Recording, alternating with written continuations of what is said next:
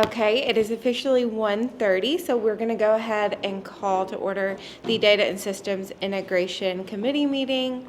And we can go ahead and start with welcome and introductions. I can start. My name is Joy, and I'm with the HPI board. I'm Alicia. I'm with Volunteers of America Mid-States. Billy Love with the board. Dylan, New Vista. Alicia Merriman, Lexington Rights Commission. Adam Kuhn with the Office of Homelessness Prevention and Intervention. Marissa Webb, Continuum Care Coordinator within the Office of Homelessness Prevention and Intervention. Jeff Herron, Office of Homelessness Prevention and Intervention. David Chad of Hope Center. Alrighty, wonderful. Okay, so the next thing on our agenda is to approve October 1st, 2025 meeting minutes. Were there any discussions or changes that needed to be had on those meeting notes? Okay, great. And it looks like we need a motion and a vote. So is there a motion to approve those meeting minutes? Perfect. Second. Okay, great. And then all those in favor? Is it aye? All those opposed? Okay, great. It passes. Okay, and then for new business, it looks like Marissa is going to kindly cover the 2026 Lex Count discussion. Yes, so this begins on page 5 of your packet. This is the 2026 Lex Count methodology. The Lex Count will be taking place January 28th, 2026. That is the last Wednesday of the month of January. As we have always had the Lex Count, we've always conducted it on that date, and so this year is no different. Our methodology also mimics a lot of elements from last year's Lex Count methodology. We are going to have our point in time count on the same day as our housing inventory count. Both the HIC and the PIT are going to be on that same day, and it is just going to be one day rather than a week process. As a part of Lex Count, specifically regarding the unsheltered count, we are going to be soliciting volunteers, and we are going to have paper surveys. As a part of that count, similar to last year, folks can register and sign up in teams of 3 to 4 individuals. Community volunteers are encouraged and welcome. We will do our best to pair those folks with a provider team, so that way we can have our community members connect with our providers and then be able to go out as kind of one big team out into the field. But the more people we have, the more we can make sure that we are hitting all of those locations appropriately, and it also means the less time that volunteers are going to be out in the field, because you'll just hopefully have one location rather than 2, 3 locations. We also will be participating, like I said, in the HIC as well, the Sheltered Lex Count. For HMIS participating agencies, this is going to include the HIC, which Adam will oversee, and then for our non-HMIS agencies, we have an Excel spreadsheet that we use to solicit all of the information from the shelter. We will have Lex Count training. This is going to be officially for the public December 29th, so that week. That leads into the first week of January of 2026. Training is going to be mandatory for all volunteers, both experienced volunteers as well as first-time volunteers. And within that training, there will be a sign-up to record that you did complete the training, so that way you don't have to get multiple emails from me asking you to complete it before Lex Count that evening on Wednesday. Beginning on page 7 is going to be the interview form, and then beginning on page 13 is going to be the observation form. Those forms will look very similar to previous years' Lex Count surveys. However, I do want to bring your attention to page 3 of the interview form. This is going to be page 9 of your packet altogether. When we ask for demographic information, we are asking both what gender do you self-identify as well as what sex do you self-identify as. That is not a typo. That is a duplication of efforts. On October 1st of this year, HUD moved to remove gender as a collected field and instead collecting sex. This is going to be a departure from our Lex count data previously, where we have always collected data around gender specifically. HUD has not released any information about Lex, or not Lex count, in this case it would be the point in time count, about the point in time count. Specifically around sex. Sex was not collected last year and was not provided to HUD because they did not collect it. And there are some rumors around that we will not be collecting sex this year as well. However, because we have not heard anything either one way or the other, this includes the rule regarding the point in time count and housing inventory count. This is also including any webinars, formal or informal, or discussions with any TA from HUD about about the point in time count. So because we have not heard anything, we opted to, out of abundance of caution, to include both gender and sex as the only change as a part of both the interview as well as the observation survey. In our training, we plan to have robust information about explaining the difference and not getting too far in the weeds as to why, but just explaining that we would need both for continuity of our data as well as data that we would potentially be providing to HUD.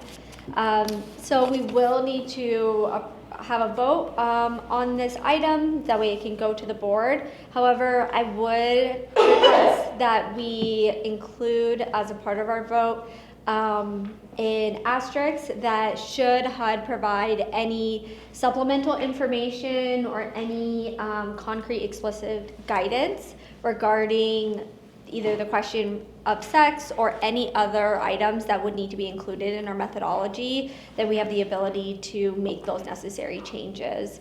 It is December 3rd, so I'm not sure how they're not known for moving very quickly, but just want to make sure that we are doing our due diligence in capturing any potential information, as well as keeping that caveat just in the instance if they throw a curveball. Are there any questions before we get to that vote? Sorry, just one quick question. So I know we'll vote on the methodology today in here. Does that have to go before like the larger board? Okay. Yes, in January. That's why we're doing this Yeah. now, And- so that the timeline aligns to go to the January board meeting. Yeah, and then if we have to like make adjustments or changes, we can do that at the like larger meeting. Yeah, so long as we make a motion that includes the ability to make changes contingent upon the release of any additional guidance from HUD, then we would have that ability to change it as it goes to the board for final approval. And HUD has been here recently, has informed us of webinars that take place merely like a couple hours later. So any release of information that we have been receiving from HUD lately has been on a pretty quick timeline, in the fact that they are not giving us a lot of lead time, but they are saying, okay, well now here's a change. So I think that it would be best that we would just have something within the motion, so that way if a quick change does occur, we can move really quickly and make those edits that are necessary to make sure that we are in compliance. Perfect example to that point of the last minute communications. We had one email around July about a potential COC competition. We heard nothing. We went into a federal government shutdown. As soon as we were back open, we had an evening email with a NOFO. There was no other communication for months. So we just always like to keep a little bit of wiggle room if we need to adjust to meet some kind of new guidance they put out. And I mean, Adam will talk about this a little bit as well, but they informed us, right, of the changes concerning sex within the data standards, and they've still not released those data standards, and that was something that we had to be in compliance with in October 1st, so, and they've not yet released them. And that's another point I wanted to just check and make sure there's no need for us to have additional conversation around the inclusion on our forms currently of both the sex and the gender fields. You know, if HUD ultimately moves not to collect sex, we may not have to report anything there. We could potentially collect one, and if we are surprised at the last minute, we could try to either update our forms or we could try to map the response options onto the other field. Originally, we took the standpoint of the most caution that we could take in just collecting both, but especially for those providers that have served as enumerators, if you have any thoughts before we approve, we're glad to discuss that. I mean, I think it's the best thing we can do with what they're making us do, if that makes sense. Like, I mean, I think you'll get a lot of people who are really confused why they're asked what is in probably their mind the same question twice, because they're used interchangeably, typically in like a layman's conversation, but I think this is the best cover your butt way to handle it as a system. As I agree. I think that's a good point. I also think that we can, as we develop training materials, always give some kind of assistance or training to the individual on how you might be able to present those fields to the individual and kind of easily explain why we might be asking something that seems redundant. Yeah. I think that could help. We definitely heed those concerns. Those are the same concerns I have, is that a layperson who maybe is just wanting to volunteer from the community is a little confused as to why, and also may have difficulty in just articulating why they do have to ask these two questions.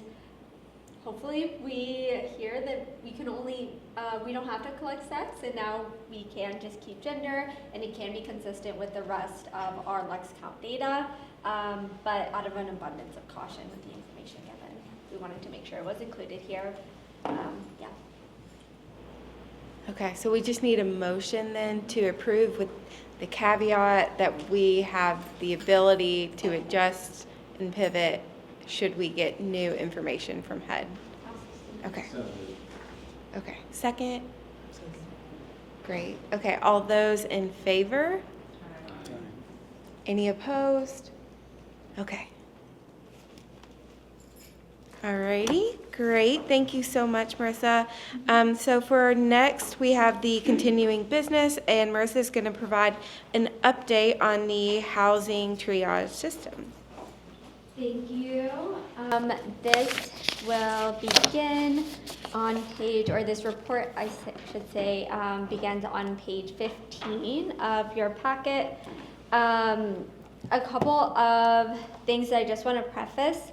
I know that this is maybe a little bit more, or you've probably heard about this in advocacy, but just some changes and shifts that we're trying to make within this meeting space, particularly within our housing triage meetings, specifically around coordinated entry.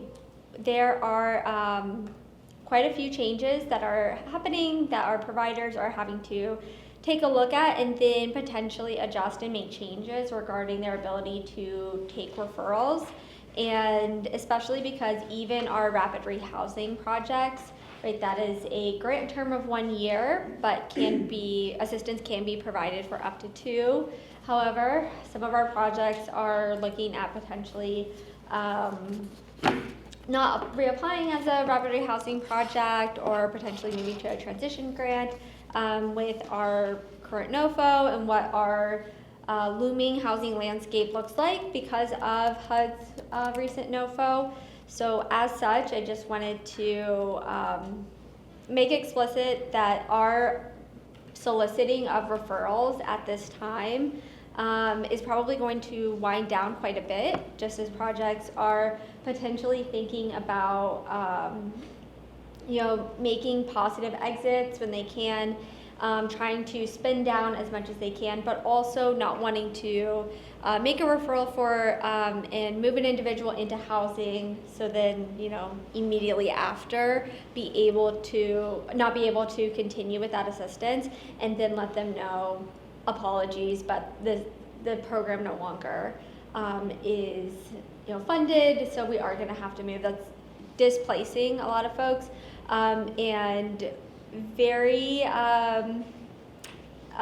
very up in the air for a lot of our clients who really need stability, and that can be extremely destabilizing. So especially as we get into the where we're currently at right now, and then at our next meeting reporting out for Q4, just wanted to put that in the air that we're probably going to see the number of referrals that we are able to solicit and make successful referrals probably have a pretty significant drop off compared to these numbers. And just to kind of put that in like concrete example, we do have a couple of projects that have renewals early in the year. One of Marty's programs has like a March 1st start date. Dylan has a program with an April 1st start date. HUD is telling us that awards under this NOFO will not be announced until May. And so it is theoretically possible that a project that's seeking a transition grant or a renewal doesn't find out until May whether or not they received funding, which may be after a gap in funding that they've already incurred. So providers are going to be mindful about taking new referrals now, because if they have to turn around in a few months and rapidly try to exit people who haven't had much time to benefit from the program, it might be incredibly difficult to find an exit plan for those clients. Does that make sense? And I also just want to put on the radar while we're talking about this conversation, since we're going to have drastically fewer permanent supportive housing resources if there's no change to the NOFO that's currently on the table, there are some active lawsuits. A couple of the national organizations have initiated lawsuits. Some of those have as many as 20 or more states that have signed on. Our governor has signed on to one of those lawsuits. So it's possible that we are doing all of the work on the current competition essentially for nothing. It could be that before it actually goes and to the point that we would submit, that one of these lawsuits might result in a reversal, and maybe we see flat funding for fiscal year 25 in the way that the 2-year NOFO originally intended, and we don't have to execute these changes at this time. However, if it does come to fruition, and this is the NOFO that we actually are going to be submitting under and held to, we as a community may need to come back together at our February meeting and discuss the possibility of adjusting our acuity ranges and scoring and how we pair individuals with resources. Essentially, my concern would be if we have a lot fewer permanent supportive housing resources, we don't want a system that would score approximately half of our population to be funneled to those resources. We already know that there's sometimes long waits for permanent supportive housing because of the fact that there are no limits on assistance, and someone can theoretically be in that program for a long time, generating fewer turnovers and fewer vacancies. We wouldn't want to create, by our own policies, a system that puts people onto a wait list to nowhere. We would want to think about, with the available resources, how do we redistribute our referrals to give everyone a chance to be connected with an appropriate resource that ends their homelessness. Thanks, Jeff. So that's a lot of context, but we can rewind a bit and bring it to Q3 of this calendar year. So this is going to be July, August, and September. Some of the highlights that I want to point out in looking at this coordinated entry report is going to be the number of total individuals that we refer to housing. Now, I will say that despite having very high numbers of the number of referrals that we were able to solicit, we also have a high number of referrals that were unsuccessful. However, Part of the reason for that was one project in particular requested several referrals, and at that time they had not received the renewal of their grant agreement and therefore had not received the funding yet. And so we were a little concerned that we were moving headstrong into a potential wall should that funding have not have that contract not have been come to fruition at that time. So we made a lot of referrals, met with that organization specifically, and then made sure that we talked through the referrals that we could move forward with, and the ones that we would just have to let folks know that we're going to pause for now. And then once we received that funding, then we would start back up taking additional referrals, which is exactly what happened. So even though we have a large total number of individuals referred to housing in that July, August, and September timeframe, we also have those high numbers of unsuccessful referrals as well. We did have several successful referrals, and the breakdown of those acuity scores are there on the report. Our average length of time between assessment and referral, this is going to be like coordinated entry enrollment and time receiving referral. For rapid rehousing, the average length of time is 47 days. For permanent supportive housing, our average length of time was 137 days. However, our median was quite a bit more closely connected with rapid rehousing and permanent supportive housing, 24 days and 27 days respectively. Part of the reason why that median for that time frame is so short is because during this time, a lot of the referrals that we were trying to solicit were folks that were unsheltered, so working with street outreach, working with some of our partners, I know like specifically New Beginnings, we know that this individual needs this level of resource, but they've just not yet been assessed. Let's go ahead and make that assessment happen as quickly as possible, and then we can move towards that referral as well. Striking at the time of engagement, when that is when folks are wanting to be engaged with us and then being able to move quickly in that referral is part of the reason why those numbers are, especially that average for permanent supportive housing is a lot lower than our typical, which is between 300 and 400 days, at least for this quarter. The length of time concerning project for coordinated entry enrollment and project entry, 69 days and 214 days. Some of these referrals that we are making, especially for our permanent supportive housing projects, these are going to be folks that we are able to make the referral quickly because we got them onto coordinated entry, but then we need additional time to conduct intake. Intake perhaps takes a couple of different times meeting with that client. It also includes a little bit of time before things like confirming chronic homelessness. For permanent supportive housing, folks have to meet that chronic homeless definition, and by having to establish both the timeliness of chronic homelessness as well as the disability.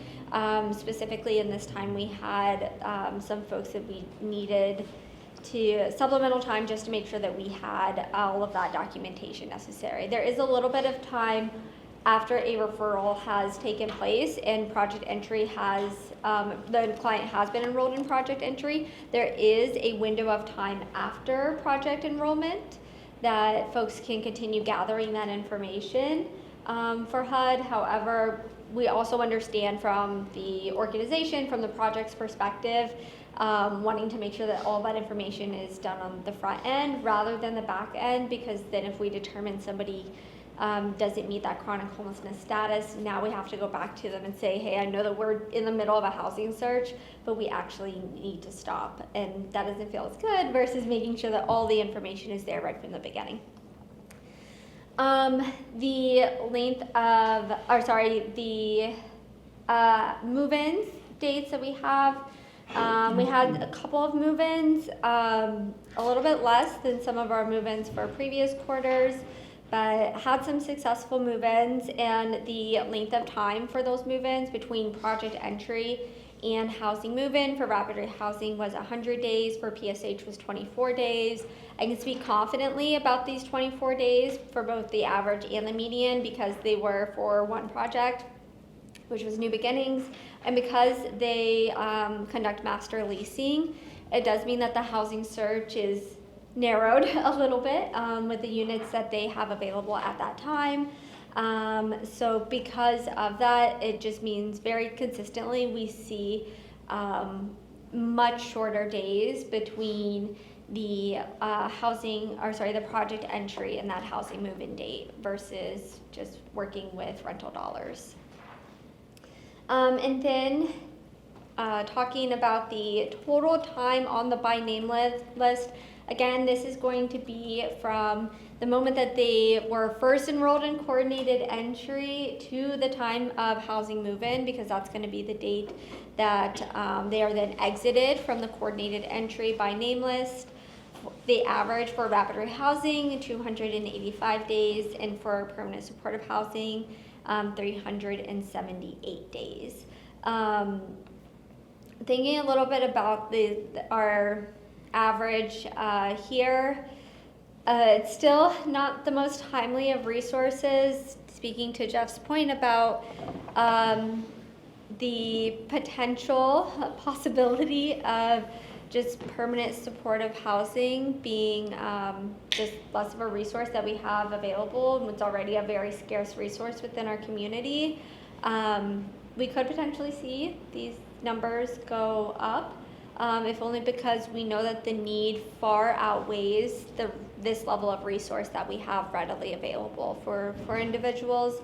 And we're thinking through that. This office did engage in housing problem solving, and part of that, those efforts were talking about diversion. If there's lesser resources or lesser intense resources that we're able to engage folks in, or even try and divert folks from something like a rapid rehousing or permanent supportive housing, if only because spending nearly 400 days on a by name list when we're only making like 6 referrals in a month is not meeting the level of need that we currently have. I know that's not new. I know I say that pretty much every time I give this coordinated entry report, but I think that it just bears repeating and really emphasizing that we are going to probably need to reevaluate our scoring criteria. Should the SNOFO and should our changes regarding permanent housing through something like coordinated entry, because we want to make sure that this level of resource is an appropriate fit for folks, and also trying to diversify the other options that we have at our disposal, that we have available, because we want to make sure that we are trying to end somebody's homelessness as quickly as possible. And I think we can all agree that 400 days is not quick. And then finally, looking at capacity and utilization, a couple of things I just want to kind of touch on regarding the utilization numbers, especially for PSH, is we had a couple of projects that potentially said that they needed referrals and then did not need referrals, so they kind of put a pause on it, which is why we see that number move from like 94 to 80s or 82. But then some positives from last quarter is our rapid rehousing numbers have increased, and I suspect that they will continue to increase as we are entered into Q4 of the calendar year, because one of our projects we worked very closely with, our rapid rehousing project, to try and make sure that we were providing enough referrals so that way they can be at max capacity, which I think that they just had a little bit of a slower startup. And then kind of right around this time is when we started to kind of hit our groove with it. So I'm happy to take any questions or concerns that folks, or comments that folks may have.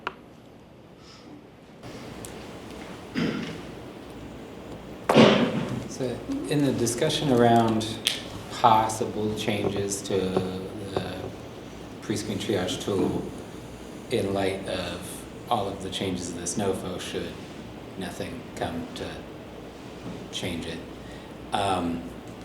So with that, like, I know we're real early, right? But are we thinking of ways to best utilize that tool to pair with the transitional housing options as they become available?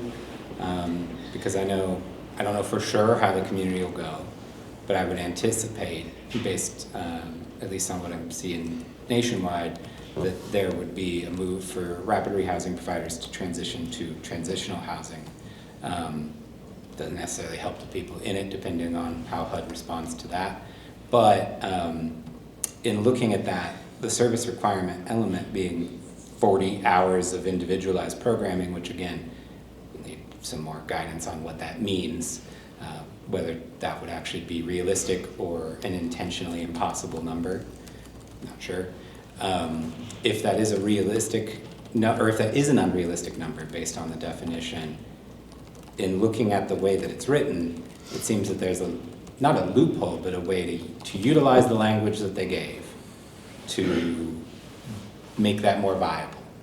And it's something that I disagree with from an ethical perspective, but limited options, right? By referring individuals that have physical disabilities to the transitional housing project, there would be no requirement for 40 hours of individualized service. Yeah, so, and this is something else that we met with HUD TA earlier this week about the specific guidance around the language. Yeah. Because it very specifically states maybe what types of disabilities and then leaves other disabilities off. Completely out. Yeah, completely and out. Explicitly, it doesn't count as. Yes. So and- mental health is just not included either as something that is an exemption or not an exemption. Right. Substance use disorder was explicitly carved out as not being an exemption. And then the only criteria that were listed for exemption were age 62 or older, physical mobility issue or impairment, or developmental disability. So it leaves out some other criteria. Yeah. So on the front end of this competition, we had conversations with all of our current recipients prior to us officially opening the competition, just so that we could have more latitude to be more free with what we say. And I did make an effort to encourage rapid rehousing providers to think about transitional for two reasons. One being knowing that permanent supportive housing is already kind of scarce in our community. I see this as, let's try to preserve as much as we can of permanent supportive housing. Obviously, we are going to be looking at objective scoring, but I did think that we needed some of those providers to really think about submitting for a permanent housing renewal. And for transitional housing, you know, rapid and transitional are going to have similar timeframes of assistance limited to 2 years. I do think that obviously we have to be mindful of the requirements of those transitional housing projects. I know within the NOFO, it's kind of framed as new project, but what I think everybody that might transition their grant needs to be aware of, the way that you pursue a transition grant is you essentially would submit a new project application and the money would be reallocated. So on paper, it's a new project, and therefore I think you're going to be bound to that requirement. Have talked to, most of our providers have some level of concern with how we get there.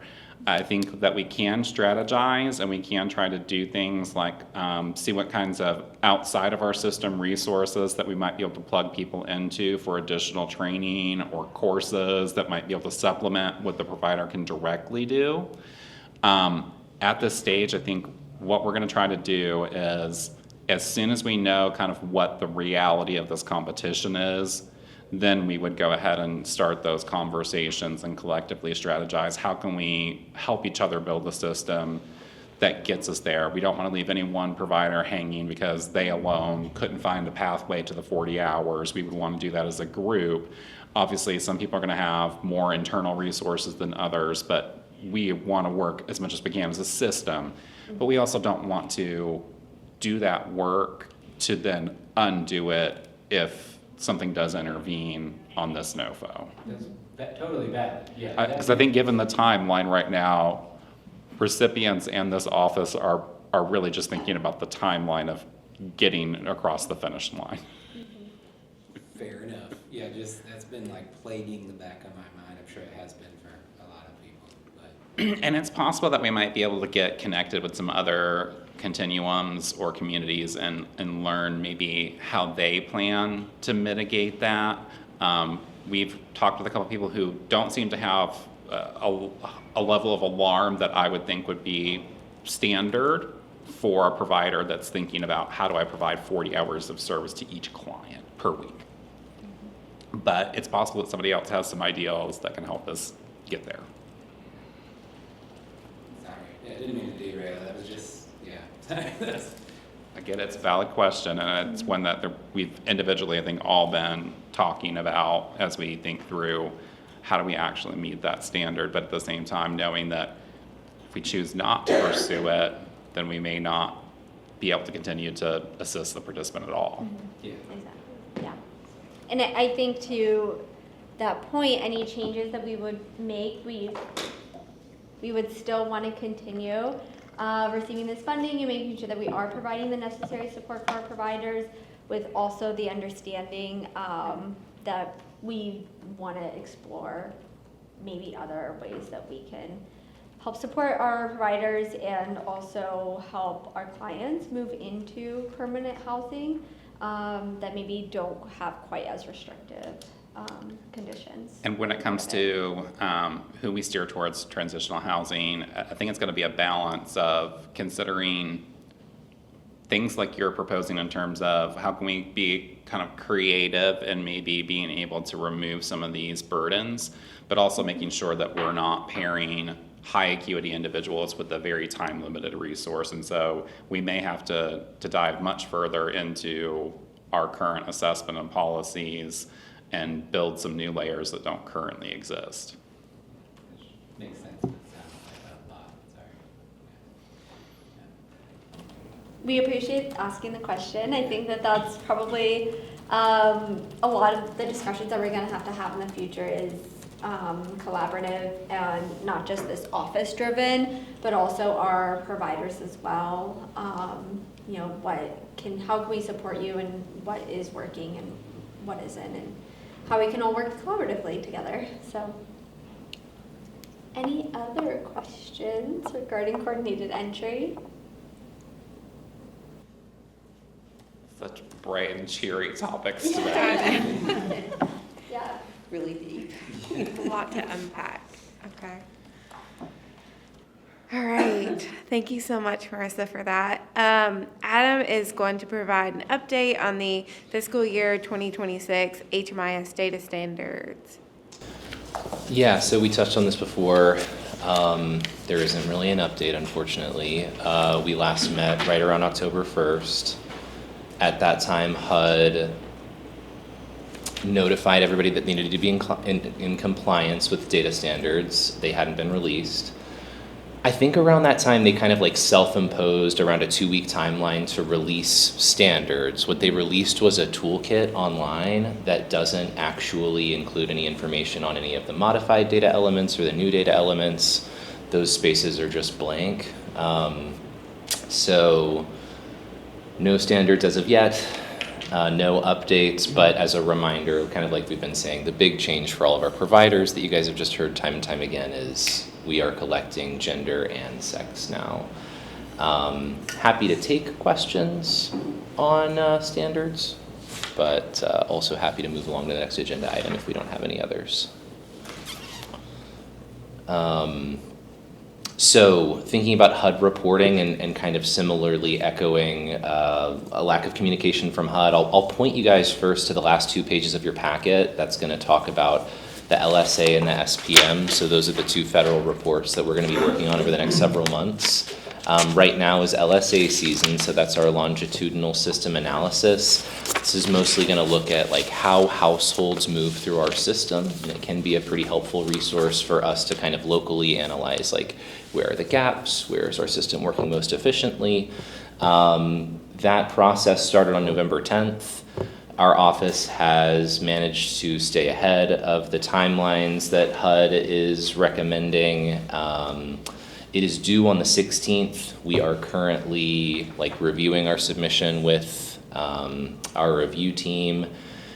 If you guys have been attentive to that NOFO process, I believe that due date is the 14th. Yes. So our LSA submission will line up pretty closely with that. We'll hope to have this submitted well in advance of the 14th so that our office can be focusing on all kinds of NOFO wrap-up business. Specifically on the LSA, because we're in the midst of that report right now, if any of our providers were unable to attend the end user work group where we talked about our HUD reports, please get in touch with me as soon as possible so I can send you those materials if you haven't seen them already. We did send out a recording, and I'm happy to communicate with you guys on any questions. Anyone here who is working in shelter, and I don't think we have anybody, we are going to send out some correspondence about overlaps and stuff is going to be the big item that providers will want to monitor for. Typically, our permanent housing providers don't have to worry about that, but it does come up occasionally, so you may see some correspondence from me about that. So again, LSA due on the 16th and something we hope to have wrapped up toward the beginning of January. The other report that you'll see at the end of our packet is the system performance measure, which is kind of just some raw counts of all persons that our system is serving. And we have not gotten any information about that yet. Kind of like HUD has failed to communicate on a lot of items in advance of their release. Typically, we would expect to see system performance measures kick off in February. Our next DSI meeting is early February. I don't necessarily anticipate that we'll have a concrete update for you by that time, but if we do, we'll be sure to bring it. And system performance measures is something that we touched on that presentation as well. So again, providers, if you have any concerns, follow up with me so I can get you that information. I think we're largely in the interim going to be touching up, items as best you can, like income and things that are reflected in those performance measures. So would love to be working with your teams as we start to wrap on LSA for a month or so and really focus in on some of those system performance measures, but nothing from HUD on that specifically as of yet. As you guys look over those LSA versus SPM notes and stuff in the packet, or just as you've heard anything, I'm happy to take questions on those HUD reports and what that process is looking like right now. Any questions? I'll ask real quick, just since you've already started work and we've done some initial test files, gotten some flags and errors, is there any common flags or errors that you're seeing repeatedly that we would want to potentially message out to providers now, just to kind of target where they might spend more time looking at data quality? Yeah. So the notable change that happened this year with LSA is they're lowering some of their thresholds for error rates on items that haven't typically been a problem for our system in the past. Race and ethnicity is one of those. It's none of these are going to be errors that you guys are super worried about day to day, but I would just ask that you give it a little extra mind because we do see them and HUD is flagging them. So race and ethnicity and disabling condition has also been lowered slightly. So you may hear me reach out about those in case you guys have any internal records on those. But also I would just ask that you be mindful of them. Another element that isn't relevant for LSA or SPM as of yet is because of this sex change for the collection of what was the gender data element and now into the sex data element. Just looking at how successful we've been thus far at addressing that change. Remember, this is something that would have started October 1st for any new enrollments that you have in your projects. I would expect that we'll be seeing data quality regarding sex in the future, obviously, and I would want you guys to similarly be mindful of all of these elements that feel very standard. It's like when you create the client record, but because we've had some change lately and because they're kind of hammering us a little bit more closely on those, try to be mindful of your staff and when you see those errors popping up in data quality reporting, be sure to take care of them. But Honestly, a lot of our flags otherwise feel pretty manageable and pretty in line, I think, with last year. Just a moment, an opportunity if there's something we can get people's eyes on. Sure. Cool. So I'll kick to the next one, if that's cool. On training, and I do want to unpack this right now a little bit more than I usually do, because it is a kind of crazy time for us, and we have a glut of folks who have come into our system either as direct service providers or as administrators. So the first date that you guys will see for training is December 11th. Remember, these new user trainings are in person at the Government Center. That December 11th session, I would really love to reserve as best as possible for direct service staff. I've got some enrollments into that one already, and I think that's going to be the best fit. If you have a program administrator who needs to be enrolled into HMIS and they haven't been trained yet, please reach out to me separately. Some of you have, appreciate that. But I would probably like to set something up with them, either one-on-one or with some of our other administrators, so that we can talk about items like reporting and stuff. So administrators, reach out to me separately. And then for your direct service staff, if you have anybody that hasn't already communicated with me who needs to be trained on December 11th, please reach out to me this week so that I can get them any materials that they need prior to that date. The January new user training session will be standard date and time, so that's going to be the second Thursday of the month, January 8th, starting at 9 a.m. Again, that's in person at the Government Center. I'll just flash us back to the last DSI meeting that we had, where we talked a little bit about like refining some of the training process. That January date was one that we had talked about tentatively. It's going to be structured the same for now. With some of the accelerated timelines from HUD, I just haven't made any like big structural changes to those, but we will keep you guys posted in our February DSI if there is anything like meaningful that's going to change about the way we format our trainings. As of now, we'll expect the current format in that January session as well. So again, morning of January 8th. And then our end user work group, I'll highlight as well. Marissa mentioned the housing inventory count that's going to come up on the same day as PIT at the end of January. That end user work group will focus on HIC. I would implore all of our providers to either send a representative to that training who will participate in some of the administrative process with the housing inventory count. If you cannot send somebody from your agency, please reach out to me prior. We'll be on a pretty quick timeline. It'll be about a week away from HIC by then. And I would just remind all of our providers, we typically will look at HIC quarterlies through the year. This is actually our HUD submission.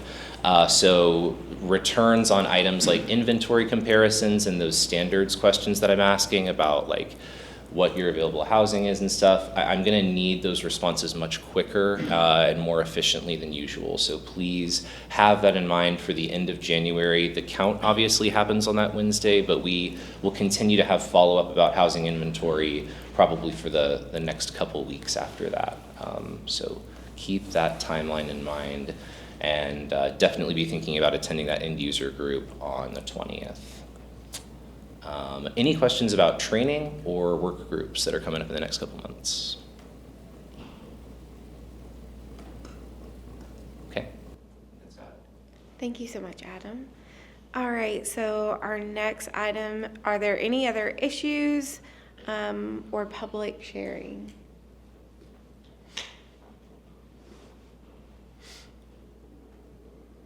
Okay. I'll go ahead if no one else Yeah. has anything. One would be just a reminder regarding the next Mayor's Task Force on Homelessness meeting that is going to now occur on the second Wednesday of every month. So our next meeting will be next Wednesday, the 10th, and that will be at the Phoenix Building in the third floor conference room at 3:30, scheduled to last until 5 o'clock. I know that we've got several task force members on the board and in the room with us today. Thank you for those of you who are giving your time to that effort. And I also just want to give an extra thank you to Liz just for everything that you're doing on the council to keep conversations going about the needs of the persons that we work with. And I just really appreciate everything that you've done for us. And sharing also a slightly positive update that we did get a commitment of some funding last night from the council. The decision was made to, if I'm correct, is it 2.6 million approximately? It's 2.8. Okay. Yeah, that's the unassigned fund balance that we had from the last fiscal year has now been allocated to the task force. So that will give some ability for them to have some resources to implement recommendations as they're developed. So definitely want people to be aware of that positive update and just thinking of some of the folks that are working extra hard right now for our needs. And I consider that a start. I definitely want to make sure I spotlight David for his participation as well. And Diane, you are without a doubt the best possible choice we could have made for a co-chair. You've handled that so graciously and diplomatically. Thank you. I have a little bit of a cold, so I'm glad you brought that up. I was afraid if I talked, I'd start kind of coughing. So yeah, thank you for bringing that. Thank you. I've texted Liz last week, or so I was like, oh my God, girl, what are you doing? Mighty, you are mighty. Yeah. It was a much closer vote last night because originally it was you standing alone. And we've had a lot of good interaction from the community, coming and talking about the needs of the community. So that has been really good, positive to hear that directly. I have a quick announcement. Yeah. So the government has been doing an update to our ADA transition plan, which is basically any public space that has programming in it or public access has to be ADA compliant, and we're required by the federal government to have an assessment of all of those spaces on hand and then have a plan for any retrofits that are needed in programming, things that we do in the spaces, but then also the physical parts of the spaces. And tonight at 6 p.m. there is a public input session with the consultant WT group that is working with us on those assessments now. It's from 6 to 7:30. But there's also, if you can come there and learn about what we're doing and give input on experiences, or send folks that you know that have different disabilities and might have different experiences, and to give us feedback. But there's also an online survey, and I can send you the link to that. I'd love for you all to send that out through your networks as well, so that people can give input on the survey as well. I was going to ask because definitely I think we probably have several providers that are going to deal with this issue, but we have some that specialize even on this issue. Yeah. I'll email you that link today. Oh, and the meeting tonight is at the Senior Center on Life Lane at 6 p.m. Okay. Any other sharing, any other comments? Okay, great. So our next meeting will be February 4th, 2026 at 1:30, and it will be at the Marksbury Family Branch Library. So don't come here. And I think that's all that we have today. Okay, then we can go ahead and adjourn.